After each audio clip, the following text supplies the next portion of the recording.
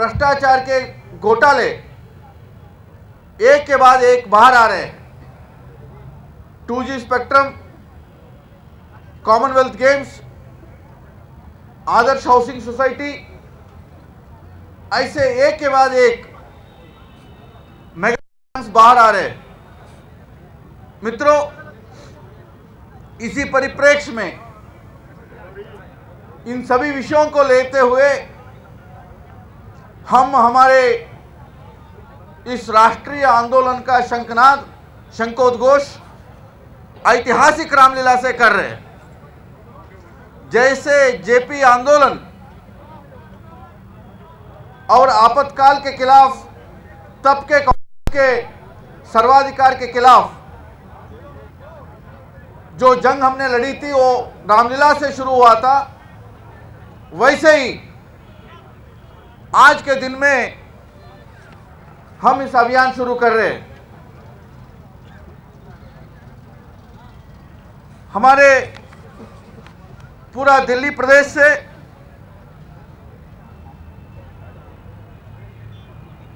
और अगल बगल के राज्यों से एक अप्रत्याशित यानी अनप्रेसिडेंटेड मायने में कल संख्या आने वाली है। ऐसे एक रैली होने वाला है। कांग्रेस के महाधिवेशन में प्रधानमंत्री मनमोहन सिंह जी ने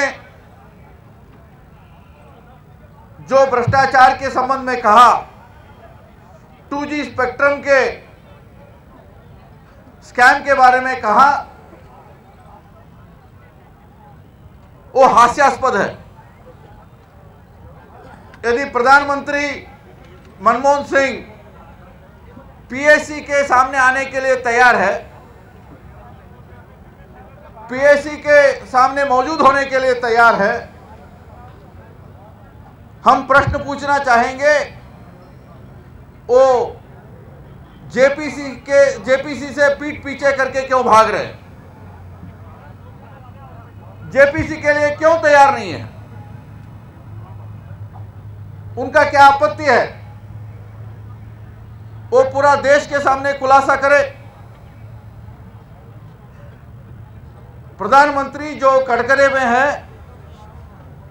और कांग्रेस यूपीए जो कटघरे में है,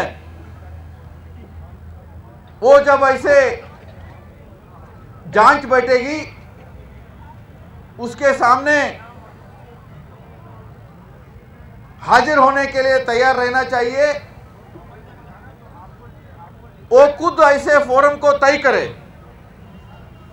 ये कभी नहीं हुआ है। यदि पारदर्शिता है, ईमानदारी है और भ्रष्टाचार के बंडा फोड़ करना चाहेंगे कांग्रेस वाले और यूपीए वाले, कांग्रेस यूपीए सरकार के प्रधानमंत्री जेपीसी बिठाए और जेपीसी के सामने हाजिर हो जाए। यही जेपीसी का मांग रखते हुए हम देश भर में रैलियां करने वाले हैं। दिल्ली से शुरू होगी और बाद में हम आने वाले दिनों में जयपुर में करेंगे, रोहतक में करेंगे, लखनऊ और पटना, गुवाहाटी और कोलकाता, भुवनेश्वर, भोपाल, मुंबई और दक्षिण में हैदराबाद और चेन्नई में हम रैलियां करने वाले हैं। ये सभी 13 रैलियां ये प्रथम चरण के रैलियां हैं, क्योंकि हमने इस पूरा अभियान का महासमर का रूपरेखा ऐसे सोचा है, यानी कल से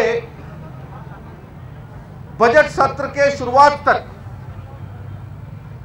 हम देश के प्रमुख केंद्रों में, राज्यों के राजधानियों में रैलियां करने वाले हैं और उसके साथ साथ पैरेलली समानांतर हर गांव में, हर शहर में, हर तहसील में, हर जिला मुख्यालय में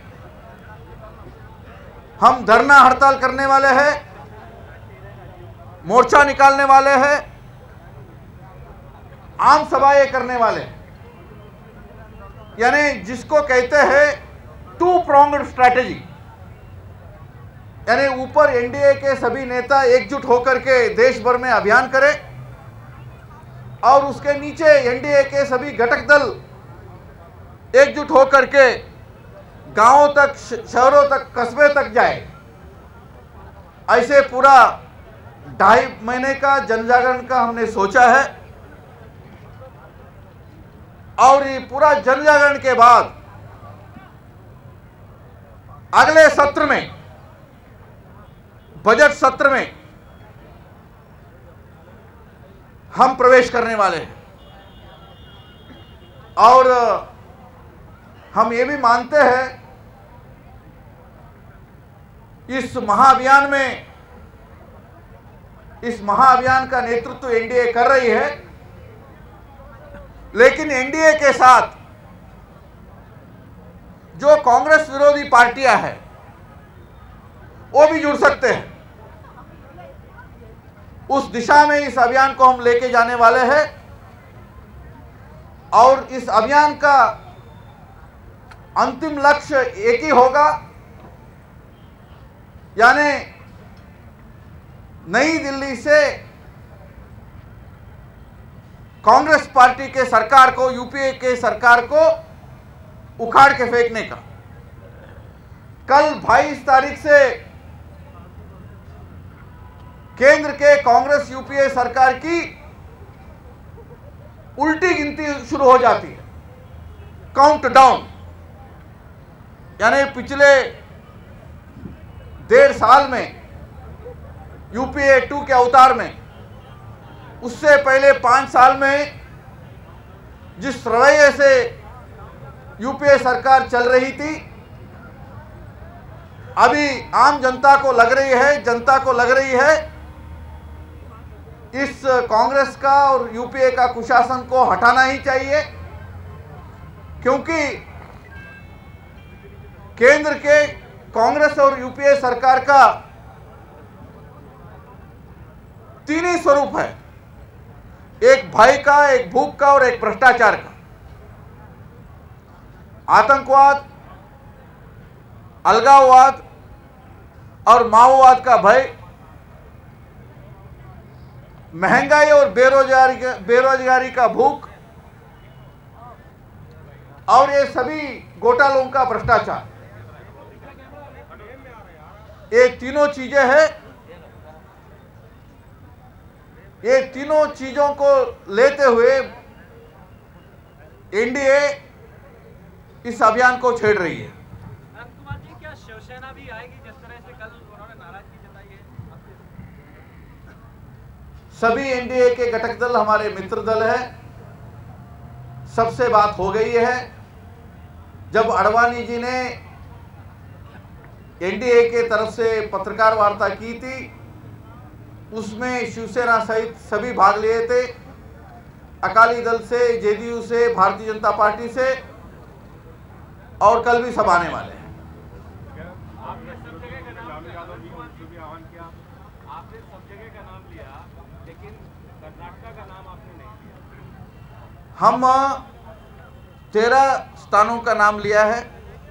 मैं अब ये भी मैंने कह चुका हूं, ये प्रथम चरण का है और यदि आप बारीकी से देखेंगे, हम जहां जा रहे हैं और रैलियां कर रहे हैं, वहां भारतीय जनता पार्टी भी है और एनडीए को विशाल एनडीए बनाने का गुंजाइश भी है।